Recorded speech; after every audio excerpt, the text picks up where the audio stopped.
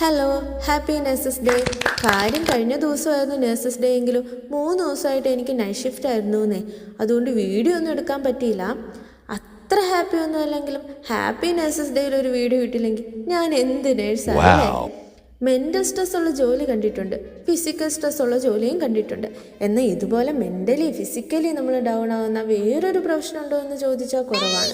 പണ്ട് നേഴ്സ് എന്ന് പറയുമ്പോൾ വിചാരിച്ചിരുന്നത് മരുന്ന് കൊടുക്കുക, സൂചി വെക്കുക, വീട്ടിൽ പോവുക, ആകെ ഇത്രേ പണിയുള്ളൂ എന്നാണ്.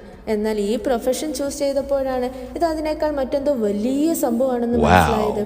നമ്മളെ മൾട്ടി ടാലൻ്റ് ആക്കുന്ന ഒരു ഉഗ്രൻ പ്രൊഫഷൻ.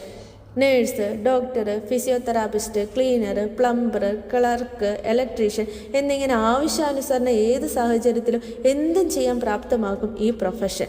ടോയ്ലറ്റ് ബ്ലോക്ക് ആയാൽ നേഴ്സ്, പേഷ്യൻറ്റിന് അപ്പിയിടണേൽ നേഴ്സ്, ഡോക്ടർ വന്നില്ലേ നേഴ്സ്, ഡിസ്ചാർജ് ലേറ്റ് ആയാൽ നേഴ്സ്, ഹോസ്പിറ്റലിൽ തണുപ്പാണേൽ നേഴ്സ്, ചൂടാണേൽ നേഴ്സ്, വഴിയെ പോകുന്ന എല്ലാ വയ്യാവേലിക്കും വെറുതെ തെറി കേൾക്കാൻ അങ്ങനെ ഒരു നേഴ്സ്. കാര്യം ഇങ്ങനെയൊക്കെ ആണെങ്കിലും ഹോസ്പിറ്റലിൽ വരുന്ന ഓരോ പേഷ്യൻസും അറിഞ്ഞോ അറിയാതെ നമ്മുടെ ഫാമിലിയായി മാറുകയാണ്. ഇടയ്ക്ക് 1-2 ചോറി പേഷ്യൻസിനെ കിട്ടുമെങ്കിലും എല്ലാവരും എത്രയും പെട്ടെന്ന് സുഖമായി പോകണേ എന്നായിരിക്കും മനസ്സിലെപ്പോഴും. അപ്പോൾ പറഞ്ഞു വരുന്ന എന്താണെന്ന് വെച്ചാൽ, പുറമെ നിന്ന് നോക്കുന്നവർക്ക് it's an interesting job, but ഞാൻ പറയുന്നു ഇതുപോലൊരു നശിച്ച ജോലി എന്റെ പൊന്ന സുഹൃത്തുക്കളെ വെറുത്തുപോകും.